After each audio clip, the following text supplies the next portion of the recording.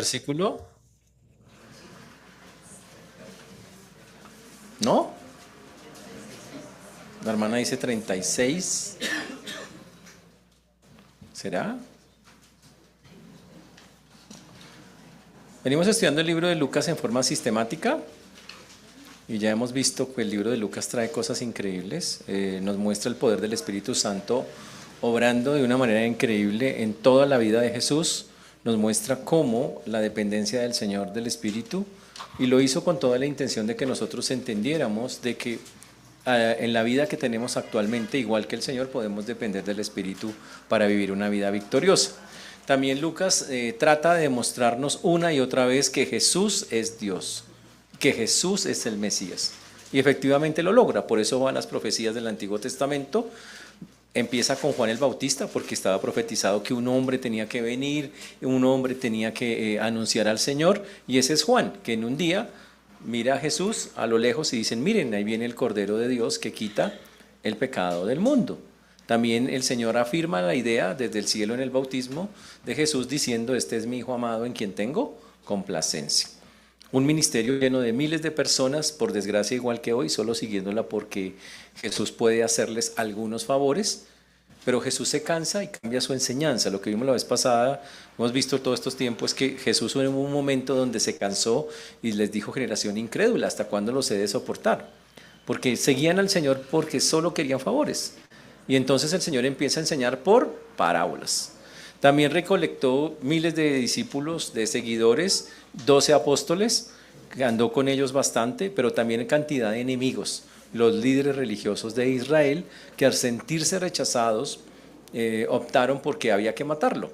En esta última semana que estamos estudiando, ya saliendo hacia ya en la resurrección, vimos que Jesús entró, el famoso que llama a la gente Domingo de Ramos, que siempre digo que es como un lunes, y ese día el Señor de una manera muy fuerte cogió, exhortó a los que estaban haciendo del templo una casa de negocios y los quitó, tumbó las mesas de los cambistas, dice la palabra de Dios, y eso enojó más a los líderes religiosos, que trataron durante esa semana de todos los medios de que Jesús cayera, de que Jesús en verdad tropezara en palabras, pero no lo hizo. Es más, el miércoles, jueves, el Señor saliendo del templo anuncia que de ese templo no quedará piedra sobre piedra, una cosa impresionante. Después de eso, lo que nosotros vemos es que Jesús sale a celebrar la Pascua con sus discípulos, la que él mismo había preparado, y en esa Pascua le dice a Judas que vaya y haga lo que tiene que hacer, y con los otros 11 discípulos celebra durante la Pascua, instituye lo que llamamos la Santa Cena. De ahí ellos salen, termina eso muy tarde, 12 de la noche, salen a un huerto a orar que se llama el huerto de Getsemaní, y en ese huerto Jesús ora intensamente, les pide ayuda a ellos, pero se quedan dormidos, porque viene el momento más fuerte, más crucial, que es la cruz. Finalmente Jesús es apresado, ya sobre la 1:30 de la mañana, se lo llevan y empieza a ser interrogado y acusado injustamente en el patio del sumo sacerdote. De ahí es llevado a donde Herodes. Herodes no encuentra nada malo, donde Poncio Pilatos no encuentra nada malo, lo envía donde Herodes. Herodes se trata de burlar de Jesús porque Jesús un acto sobrenatural, Jesús no lo quiso hacer, se burla de él, lo azota más, lo viste de púrpura como si fuera un rey en tono de burla, lo devuelve a Poncio Pilatos, quien no haya nada tampoco 2 veces más de acusar a este hombre, pero la presión de la gente era tan grande que finalmente lo entrega.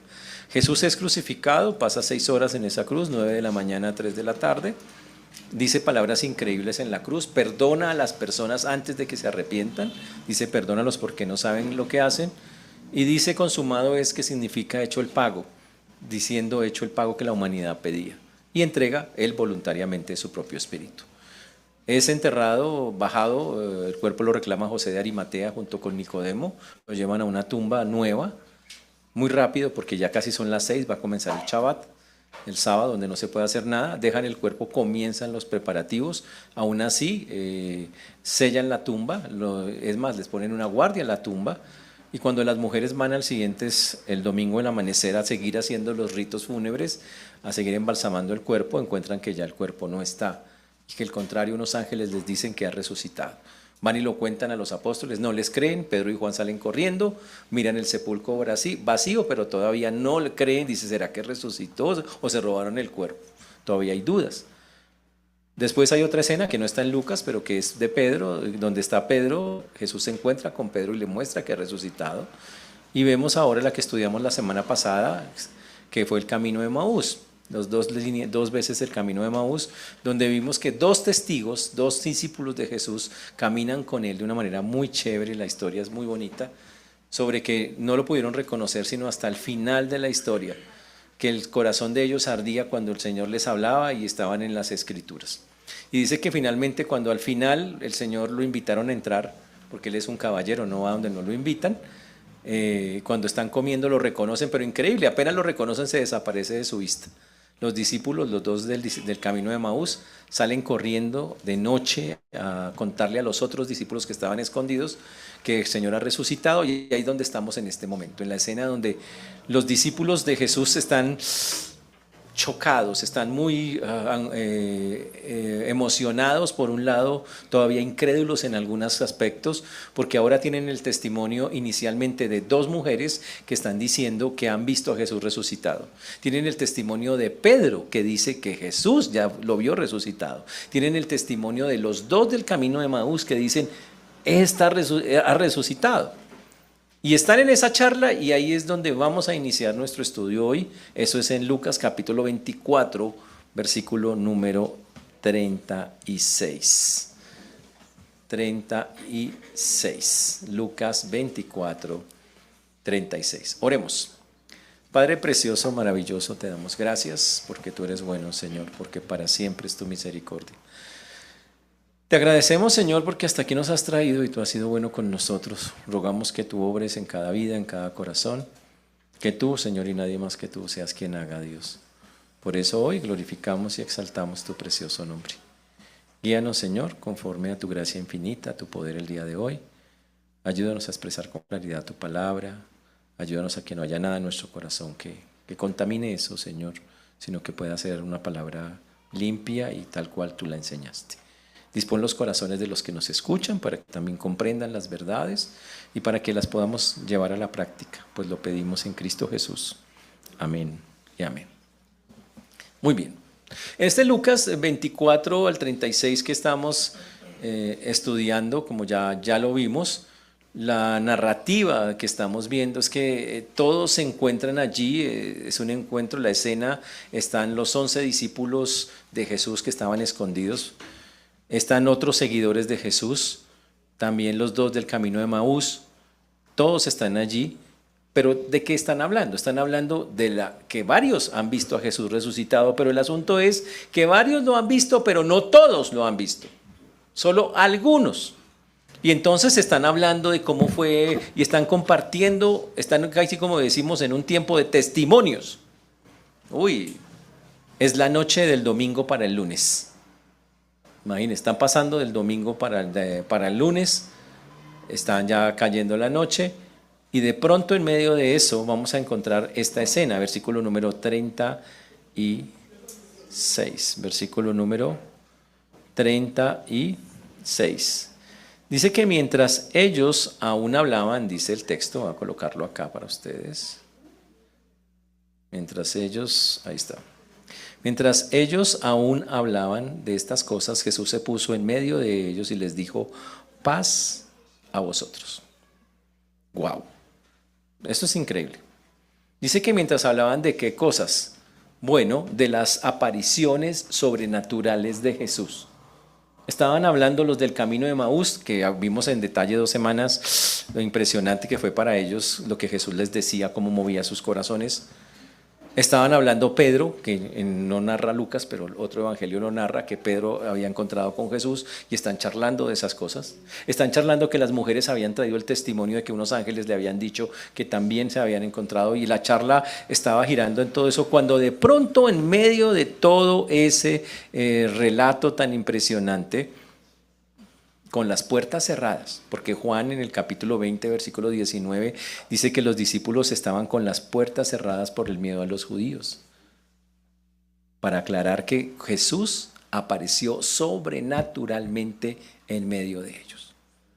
Y antes que lo juzguen duro a los que están ahí reunidos, porque uno dice, tremendo, qué chévere, Pero vamos a ver que la reacción de ellos no fue tan chévere para comenzar.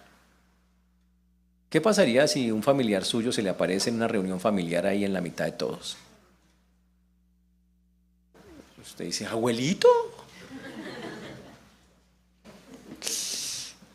Eso sería algo impresionante, ¿no? Que un familiar de nosotros estuviera ahí. ¿Cómo reaccionaría usted? Y lo normal, obviamente, yo creo que nos asustaría mucho ver a una persona que ya vimos o que enterramos o que sería muy duro decir, uy, obviamente. Entonces, parte de esa reacción es la que vamos a ver acá. Otra parte es una reacción espiritual negativa, que no está bien, pero no hay que juzgarlos tan duro porque nos sorprende eso. Además, hay otra cosa. Si fuera alguien diferente a Jesús, ¿usted creería que se puede resucitar de los muertos? Antes de ser cristiano, ¿usted creía que los muertos podían resucitar? Interesante. Entonces, esta historia hay que tener el contexto. Entonces, este es el contexto. Y este evento nos muestra entonces que mientras los discípulos de Jesús estaban con las puertas cerradas por miedo, Jesús se aparece literalmente en medio de ellos. Y significa que estaban reunidos en un cuarto más grande que este y de pronto con las puertas cerradas. Esa es la parte increíble de la historia. ¿Por qué puede pasar eso? Bueno, por varias cosas. Primero, Jesús es Dios. Es una manifestación de la omnipresencia divina. Como Dios, Dios puede estar en todos los lugares, en todas las partes y manifestarse visible cuando quiere hacerlo en la persona del Señor Jesucristo. Eso es parte de la naturaleza de Jesús. Él lo puede hacer cuando quiera, donde quiera. Pero lo increíble es que se aparece con un cuerpo que tiene carne y huesos. Interesante. Desde el comienzo el texto comienza diciendo que estuvo en medio de ellos. Habla de una presencia, no dice, y estuvo espiritualmente con ellos, no, dice, estuvo con ellos. Hablando de una presencia física. Ahora, eso nos empieza a dar una idea de lo que son los cuerpos glorificados de los cuales vamos a hablar en un momento. Pero cuando llega allá, inicia con un saludo para calmarlos, porque el susto fue tremendo. Dice, paz a vosotros, que básicamente es shalom. Obviamente el asombro debe haber sido algo impresionante. Y la intención de Jesús era calmar esos corazones agitados ante todo lo que acababa de pasar. Y Jesús entonces les dice, paz a vosotros. Jesús había prometido a sus discípulos algo en el libro de Juan 14:27, un poquito antes. Vamos allá. Vamos a Juan 14:27. Es algo que uno escuchó, bueno, yo lo escuché muchos años, muchísimos años escuché este texto. Mi paz os dejo, mi paz os doy, yo no lo doy como el mundo la da. No se turbe vuestro corazón, ni tenga miedo. Y usted se volteaba y le decía, danos la paz. Así era, ¿sí o no? Yo lo que más me acuerdo que uno se daba la paz así, era la manera de eso, era la frase que se utilizaba en la Iglesia Católica. Interesante que Jesús la pronunció cuando estaba con sus discípulos y dice, voy a darles un regalo, cuando ese regalo es, voy a dejarles una paz que sobrepasa todo entendimiento, una paz que está más allá de cualquier cosa. Mi presencia debería producir paz en su vida. Cuando yo me vaya, mi presencia va a estar ahí. Y entonces el Señor ahora físicamente aparece en ese lugar, físicamente, y les dice, aquí estoy, llegó la paz. Aquella paz está entre ustedes.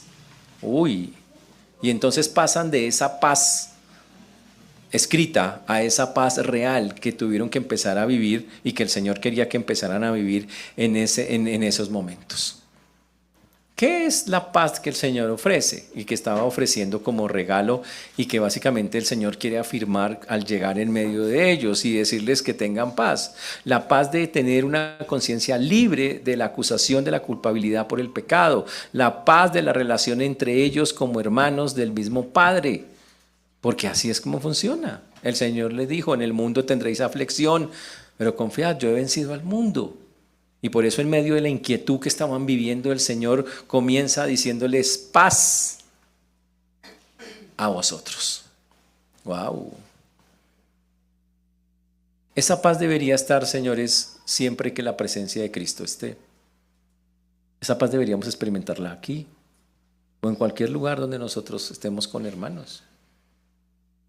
Y yo sé que estamos en un mundo convulsionado, lleno de un montón de cosas, pero la Biblia dice que la experiencia de vivir la paz con el Señor depende, a veces individualmente o colectivamente, de que nosotros creamos realmente que el Señor está aquí en medio de nosotros, porque fue una promesa que Él hizo.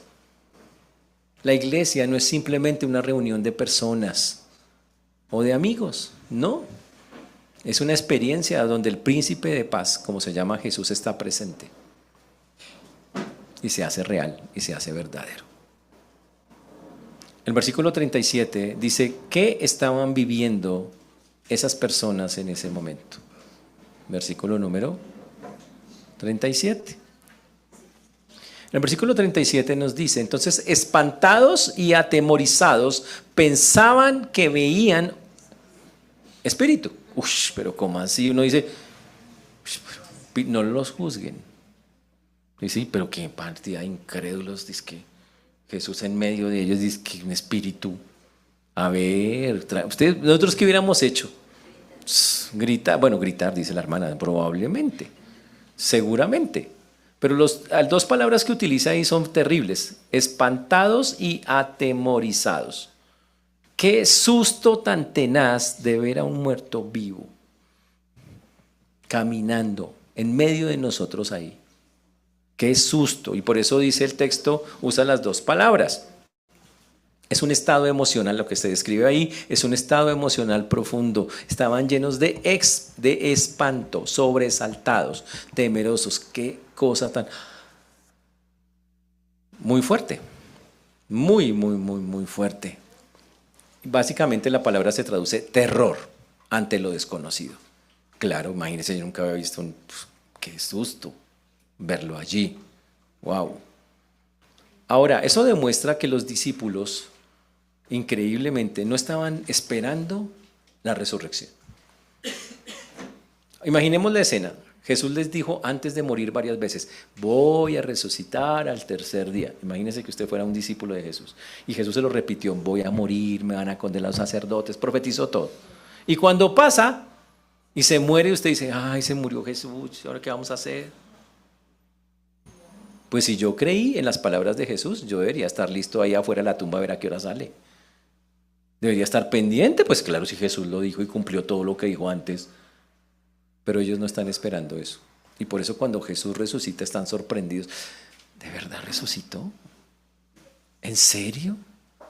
Y empieza un temor, obviamente, que en los seres humanos es normal. Por desgracia, fueron supersticiosos. La respuesta natural de ellos fue la superstición. En esos tiempos las personas pensaban que había espíritus y que había ángeles. ¿Han escuchado eso? Ángel de mi guarda, mi dulce compañía, no me desampares ni de noche. Bueno, resulta que los judíos pensaban que cada uno tenía un ángel personal.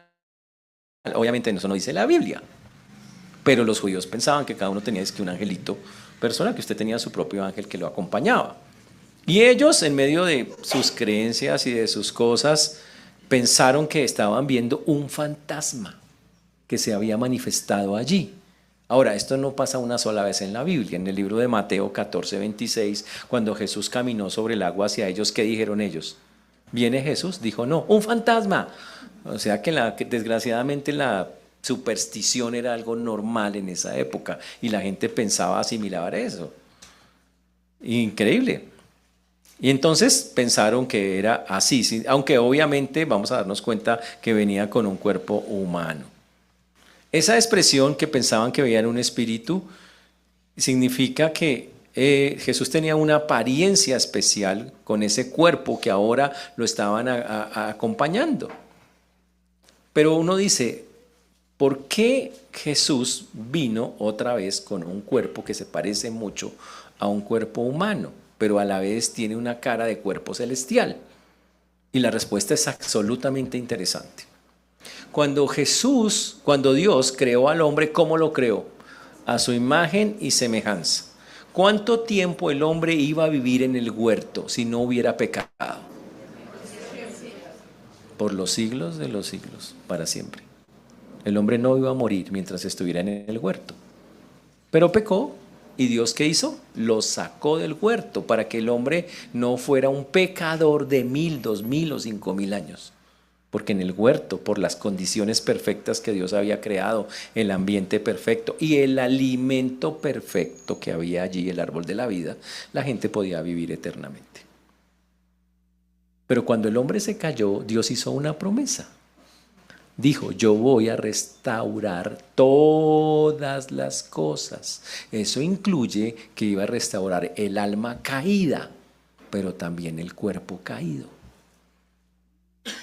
El cuerpo glorificado que tiene Jesús y que todos los creyentes también van a tener el día de la resurrección, el que el Señor ha prometido, es simplemente el cumplimiento de que Dios dijo un día, voy a restaurar todas las cosas.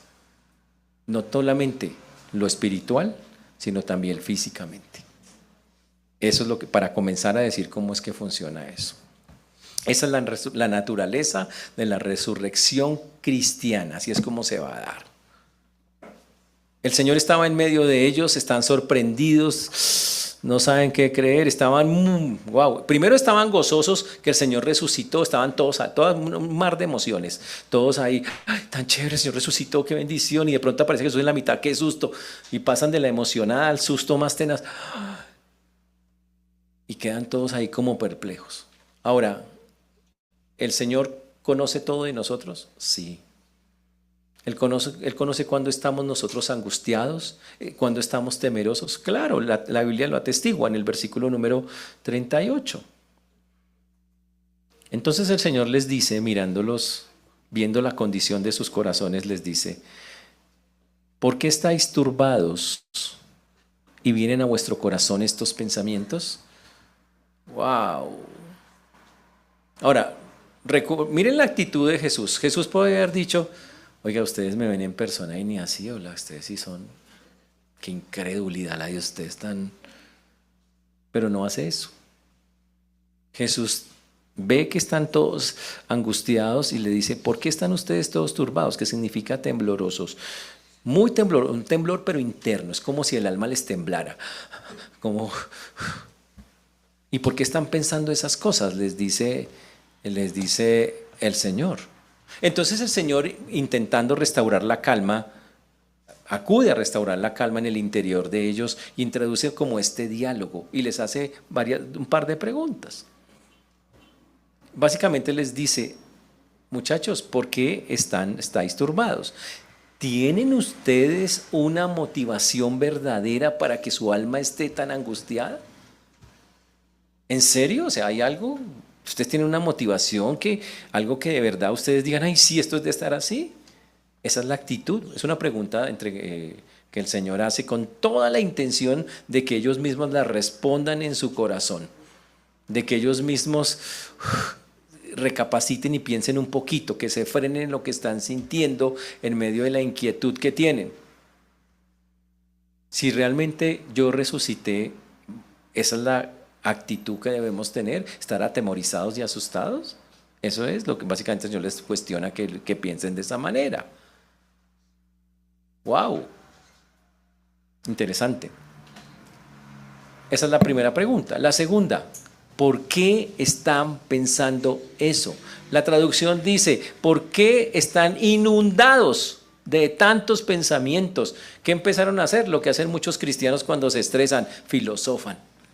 ¿Y por qué será esto? ¿Y será que esto es así? ¿Y será que esto es así? Y de vueltas sobre la vaina y jueguen y filosofen y piensen y piensen y piensen. Y no llegaban a ninguna parte, porque cuando usted está todo angustiado, en lugar de tratar de parar y decir, ¿qué está haciendo Dios acá? Cuando usted más bien, cuando usted sigue con ese acelere, pues lo que piensa, piensa mal, porque el acelere no permite nunca pensar bien. Y empieza a pensar cosas erradas, como por ejemplo que era un fantasma lo que estaban viendo. Esos discípulos estaban aterrorizados pensando el espíritu, pero realmente era Jesús resucitado. Lo bueno de eso es que eso nos comprueba una vez más que Jesús conoce lo que nosotros estamos sintiendo. Hay gente que dice, Jesús no me entiende, el Señor no está conmigo. Claro que entiende. Perfectamente, sabe exactamente qué está pasando en nuestro corazón, si hay angustia, dolor, tristeza, resentimiento. Nada hay en nuestras vidas que escape al conocimiento de nuestro Salvador. Y cuando Él quiere hacerlo, interviene. Lo hace con nosotros. ¿Con qué propósito? Con que cuando nos ve así, busca fortalecernos en nuestra fe, darnos aliento en esos momentos. Y lo sigue haciendo el Señor hasta el sol de hoy, y lo que quería hacer ahí.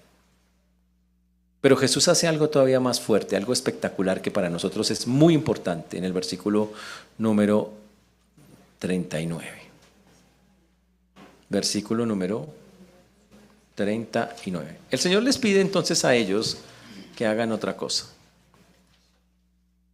Les dice, mirad mis manos y mis pies, que yo mismo soy. Palpad y ved, porque un espíritu no tiene carne ni huesos, como veis que yo tengo. Cristo ofrece una prueba para quitar los miedos y fortalecer su fe. Cristo ofrece una prueba evidente. Él, viendo que hay incredulidad allí, Él ofrece una prueba pero certera. Y los invita directamente a que verifiquen. Dice, ¿quieren de verdad? Yo sé, ¿por qué hizo eso el Señor? Porque todavía había incredulidad en los corazones. Dijo, yo no quiero salir de acá sin que ustedes estén seguros. Y entonces Él se ofrece a que primeramente miren las manos y los pies. Esas dos partes específicas de su cuerpo. ¿Qué iban a ver ahí? Las señales de la cruz. Los huecos producidos por los clavos. Eso es lo que tenían que ellos ver ahí. Eso significaba la identidad de Jesús. Estamos hablando de alguien crucificado y resucitado. Esa es una forma de comprobarlo. Si hubiera aparecido limpiecito, interesante la explicación, pero apareció con sus marcas. Marcas que se mantienen hasta en el cielo. La Biblia dice que vi como un cordero como inmolado. Siempre el Señor, cuando se aparece en el cielo, aparece Cristo en el sentido de un cordero inmolado, alguien sacrificado. Así que esas marcas son supremamente importantes para nosotros. Él había sido crucificado y resucitado, y esas eran las marcas de evidencia de eso. Esas marcas significan la obra redentora del Señor, que incluso en el cielo sigue haciendo como intercesor de nosotros. Es la garantía de que Él cumplió todo lo que se había dicho de Él. Pero no dice solo que vean sus manos, también les dice palpen físicamente, saquen la duda, vengan y toquen. Porque alguien podría decir, pues eso era un holograma de inteligencia artificial sofisticado de la época. Tecnología de punta. No. Increíblemente el Señor le dice, como yo sé que esto, ustedes pueden todavía dudar y pensar que tal vez es una imagen, un espíritu muy bien, un holograma muy bien hecho humanamente hablando. Realmente necesito que toquen. Es más, les dice una frase, yo mismo soy. Que es muy chévere, yo mismo soy. Significa, compruébenlo, yo soy el que estoy diciendo que soy. Vengan acá, tóquenme, vengan, mírenme.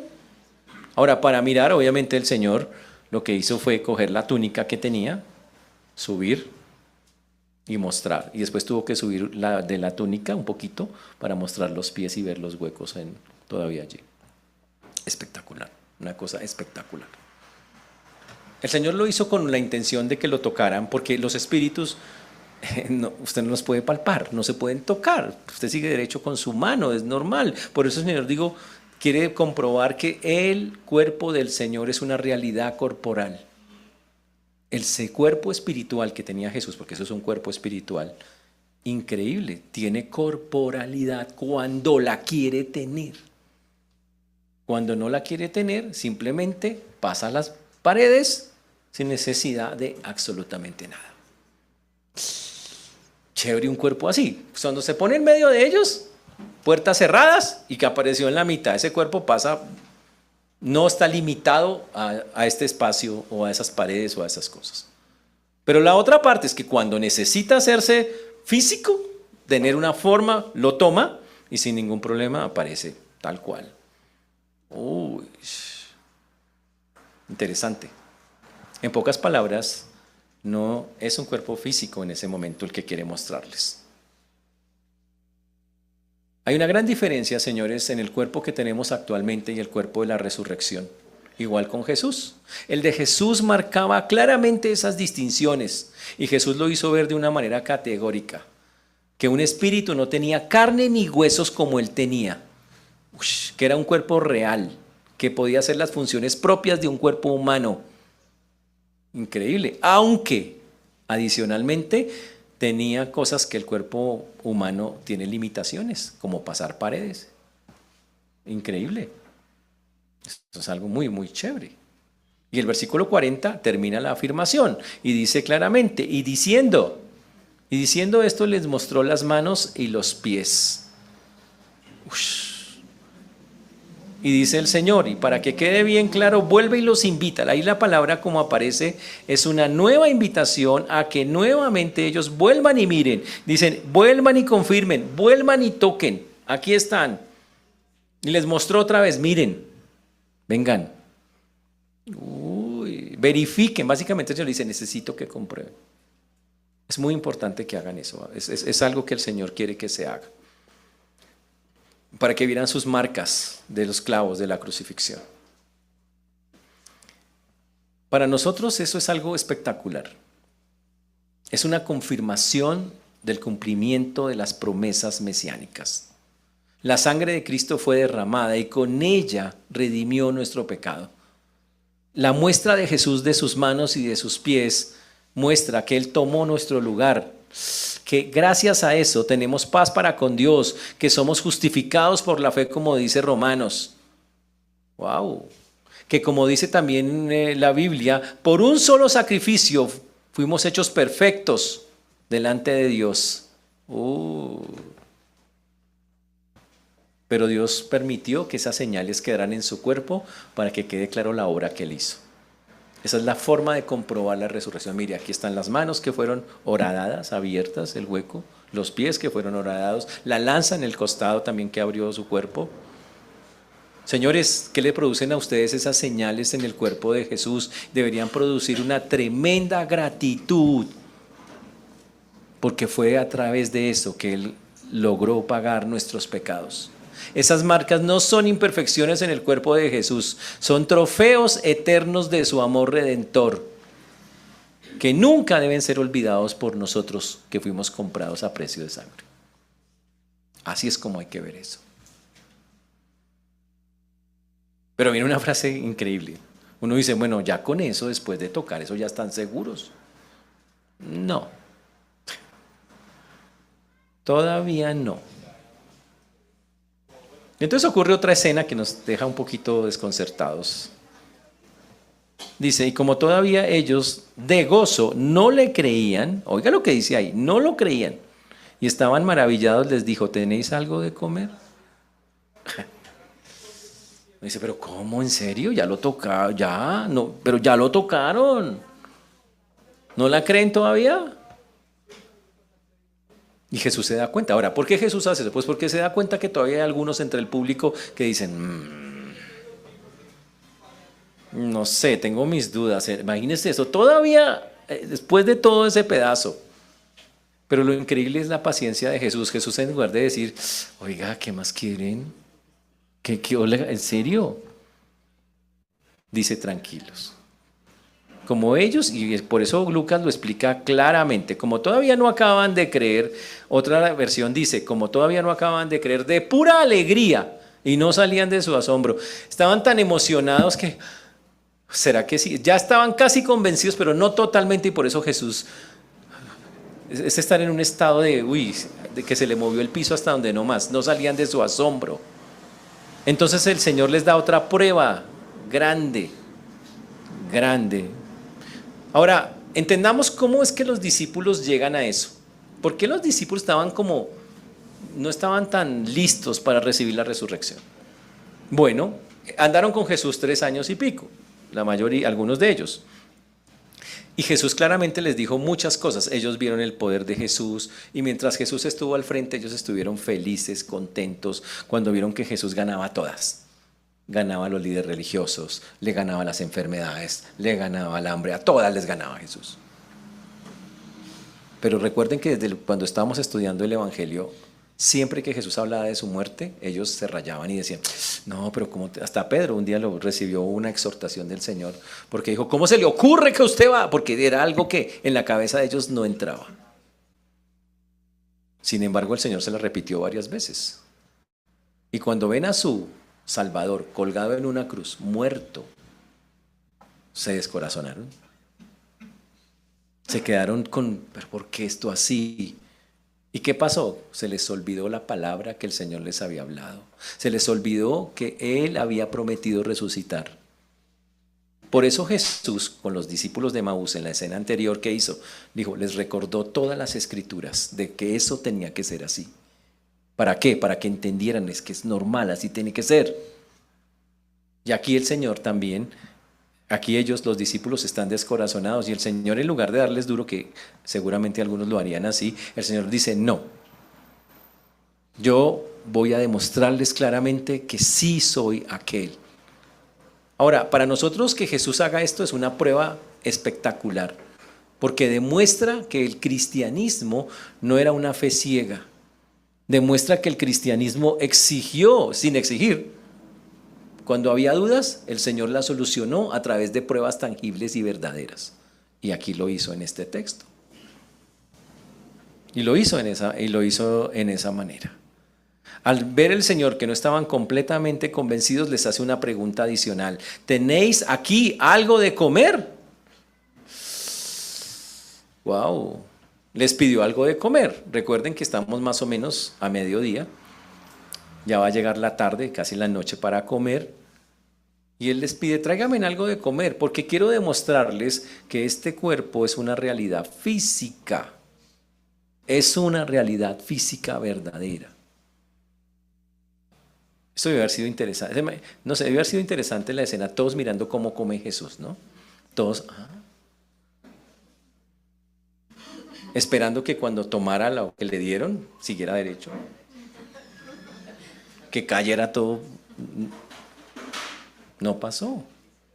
Comió. Del texto dice, en versículo número 42, entonces le dieron parte de un pez, dice el texto, le dieron parte de un pez asado y un panal de miel. Ush. Wow. No fue la única vez que Jesús comió después de resucitar. Más adelante hay una escena donde Pedro está pescando y Jesús está en la orilla del mar cocinando unos pescados y Pedro lo ve y se bota y va nadando y Pedro y se sientan y comen. Eso significa que el cuerpo glorificado que tenía Jesús tenía características muy especiales. Cuando tenía cuerpo, cuando quería comer, comía, como cualquier otro cuerpo. Y cuando tenía que pasar paredes, las pasaba. Wow. Increíble. Increíble ese asunto. Y el versículo 43 termina diciendo, y lo tomó y lo comió delante de ellos. Lo tomó y lo comió delante de ellos. Y entonces el Señor, resucitado, empieza a alimentarse y empieza a comer normalmente, como cualquier otro cuerpo.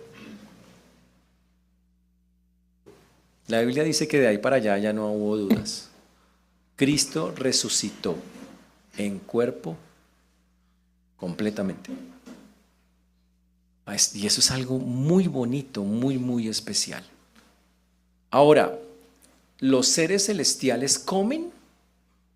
Jesús es el único que en la Biblia, siendo un ser celestial, ¿se ha comido un pescado? ¿Ha habido ángeles participando en asados o en algo así? Y la respuesta es sí. Los ángeles también pueden comer. Uy, eso sí es descrestante. En el libro de Génesis 18:6, Génesis 18:6.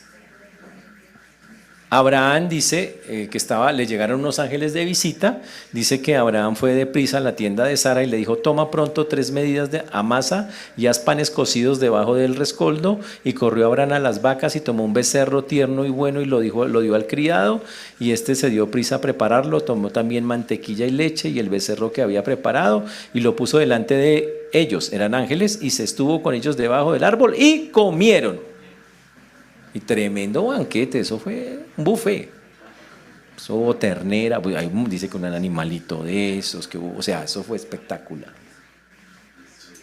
Quiere decir, interesante, que los seres celestiales, por eso no es raro lo que está haciendo Jesús, los cuerpos de los seres celestiales tienen la capacidad de poder consumir alimentos cuando quieran hacerlo. No es que todo, no era hoy, no vamos a ver un ángel haciendo mercado todos los días, pues nada de esas vainas, sino que cuando requieren, desean o anhelan, lo hacen. Ahora la pregunta es, cuando nosotros vayamos al cielo con un cuerpo glorificado, ¿vamos a comer? Ya interesante la pregunta, es lo que vamos a mirar. Ahora, los cuerpos glorificados, como podemos ver, entonces ejercen función más allá de lo normal, de las que nosotros conocemos en un cuerpo así. Y lo que este capítulo nos está mostrando aquí al final de la resurrección son pruebas irrefutables de que Jesús resucitó corporalmente de los muertos. Resucitó corporalmente. Eso ataca muchas de las sectas que hablan de que Jesús era un espíritu. Ataca el gnosticismo, por ejemplo, que habla que no, Jesús vino en espíritu, eso no era una imagen, lo que se mostraba, pero él nunca estuvo. Entonces coge a todos ellos y les dice no, fue algo absolutamente real. ¿Por qué para nosotros es tan importante esto, hermanos? Porque la Biblia dice que la fe cristiana se basa en la resurrección de Cristo. Si Cristo no resucitó, vacía es nuestra fe. Por eso comprobar, tener claro que Cristo resucitó es algo increíble. Y esta fue una prueba visible que Dios permitió con su Hijo, algo muy, muy bonito. Si Cristo no hubiera resucitado, las esperanzas de los discípulos y de nosotros no servirían de nada. Pero Él murió por nuestros pecados, resucitó victorioso de los muertos. Y por eso podemos nosotros ser. Esa verdad fue una verdad que ayudó a muchas personas a lo largo de la historia bíblica a mantenerse. Esa verdad hizo que muchos cristianos se hicieran matar por el Señor cuando vino la época de los mártires. La confianza de que estaban creyendo en un Dios verdadero, real, genuino, resucitado, y por eso se hicieron matar. Así, a ese punto llegó la fe y la convicción de ellos. Y la pregunta es si nosotros tenemos esa convicción. Cuando nosotros aplicamos estos textos, encontramos cosas increíbles en este texto. La primera, las dudas no descalifican la fe genuina. ¿Usted puede tener dudas espirituales sobre cosas que la Biblia señala? Claro. El Señor no cogió a los discípulos y les dijo, quemada para todos.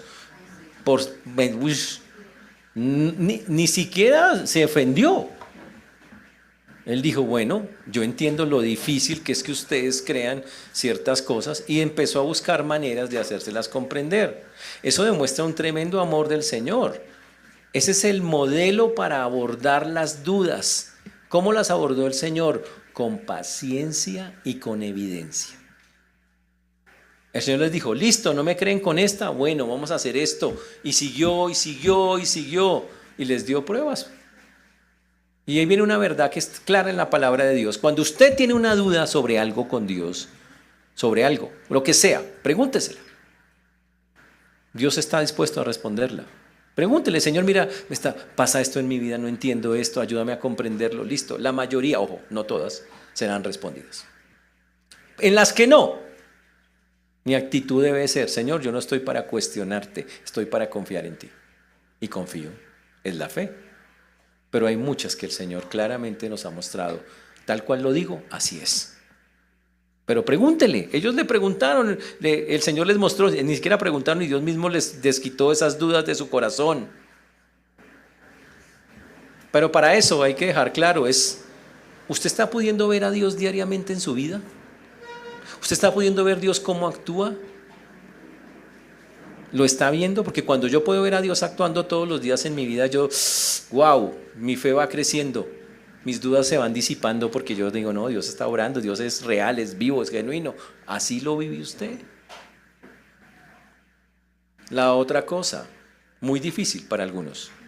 ¿Está experimentando usted la paz de Cristo? Porque el Señor dice paz a vosotros. En la Biblia, en el libro de Filipenses, dice que por nada estéis afanosos si no sean conocidas delante de Dios. ¿Qué sigue? Que dice, si no sean conocidas vuestras peticiones delante de Dios con toda oración y ruego con acción de gracias. Y cuando usted va delante de Dios ante cualquier cosa así, con alguna duda así, ¿qué dice el siguiente versículo? Y la paz de Dios que sobrepasa todo entendimiento guardará vuestros corazones y vuestros pensamientos en Cristo Jesús. Significa, Señor ofrece una paz, ¿la está viviendo usted o su vida es una angustia existencial constante? ¿Cuál es? ¿Está experimentando esa paz por tener a Cristo? ¿La vive? Usted puede decir, yo sé que por ejemplo estoy aquí en la iglesia, sé que el Señor está acá, estoy gozoso por eso, estoy en mi casa y sé que el Señor está allá. ¿Ustedes entienden esto? ¿Lo viven en la vida real o es solo una cosa en la cabeza, una teoría? El Señor es real, estuvo en medio de ellos y siguió en medio de ellos. Y siempre estará con nosotros. ¿No fue lo que prometió? He aquí yo estaré con vosotros todos los días hasta el fin del mundo. El Señor siempre nos va a dar evidencia de que las cosas son como Él dice. Y por eso nos toca a nosotros estar atentos a cómo Dios está trabajando, cómo Dios nos enseña. Díganle al Señor, Señor, ayúdame a entender, a aprender. Porque algunos todavía no hacen eso de preguntarle al Señor las cosas como deberían ser. Y aquí vienen los retos para nosotros que tenemos que tener bien claro. ¿Puede usted defender la resurrección de Cristo si alguien se la preguntara? ¿Usted por qué cree que Cristo está vivo? ¿Ya puede hacerlo o no? Wow. ¿Sabe qué pasó cuando estos hombres recibieron esa clase de Jesús en vivo y en directo? Se convirtieron en testigos. Y fueron los que llevaron el evangelio a montones de lugares porque ellos decían, no hay la menor duda. Y con toda la seguridad se hicieron literalmente matar por el Señor. Ahora, usted que conoce esta verdad, ¿qué está dispuesto a hacer por el Señor ahora que la sabe que está absolutamente clara y verdadera? La otra cosa es nuestra fe, señores, es una fe racional.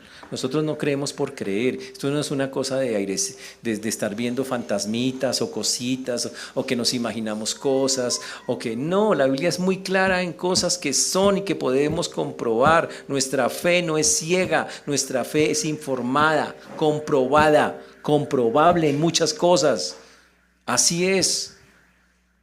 Y eso debería transformarnos a todos nosotros en la forma en que vemos las cosas. ¿Tienen fe para que Dios puede cambiar cosas que están pasando en su vida? Si Dios es real, la deberían tener. ¿Porque Dios cambia cosas? Es real, es verdadero. Entonces, ¿cómo es que no va a hacerlas si Dios lo hace? Pues la otra cosa es increíble, ¿está aburrido de ese cuerpo? ¿Estás cansado de todas esas enfermedades que te visitan constantemente?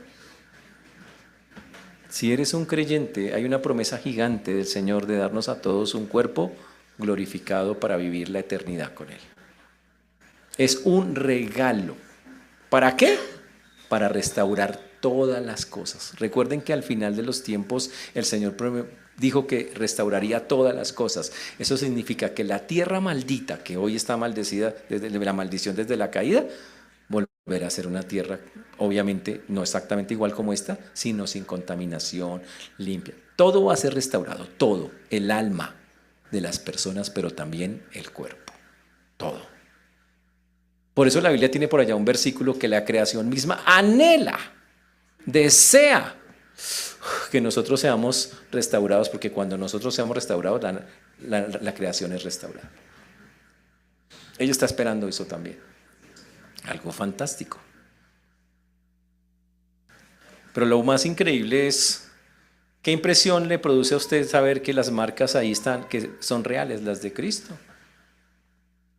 ¿Qué impresión le produce saber que Cristo todavía, el día que lleguemos al cielo, puede hacer así? Eso va a ser interesante. Él no va a echarnos en cara nada. Él no va a decir, por ti. No. Solo verlo va a ser suficiente para entender semejante realidad de lo que pasó. Es una cosa impresionante. Y la última. Esos hombres se convirtieron en los testigos más poderosos de la resurrección de Cristo, del mensaje cristiano, de proclamar las nuevas. Yo le pregunto, ¿usted es un testigo poderoso del Señor?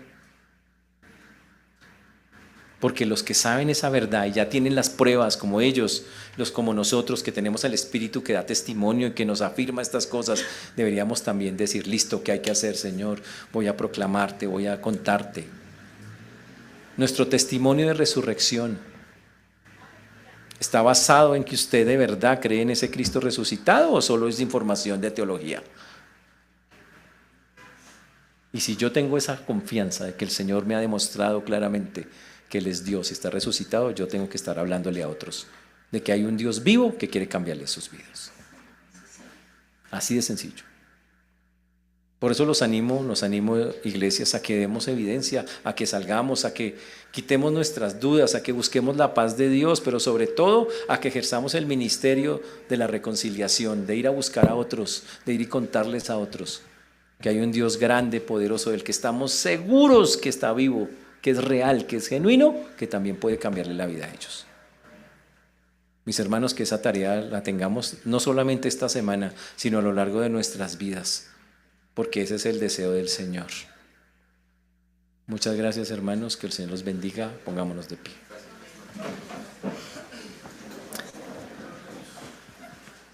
Señor Dios, te damos gracias por todo lo que tú haces, Señor.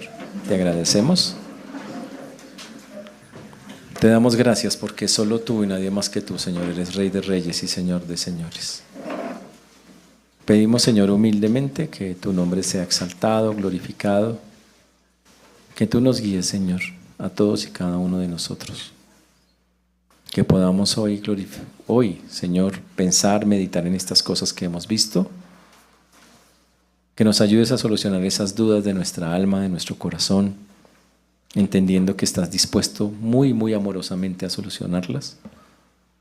También que nos ayudes, Señor, a que nuestra fe, Señor, siga fortalecida a través de lo que vamos conociendo de ti. Y también, Señor, a través de que podamos contarle a otros, dar testimonio de todo lo que tú haces y sigues haciendo. Por eso hoy, Señor, queremos dejar delante tuyo una vez más esta tu palabra, pedirte que tú obres en estas vidas, en estos corazones, Señor, primeramente de nosotros y de todos aquellos que la escuchan, para exaltarte y glorificarte. Guíanos, Señor, en este día, pues lo pedimos en el nombre precioso de Jesús. Amén.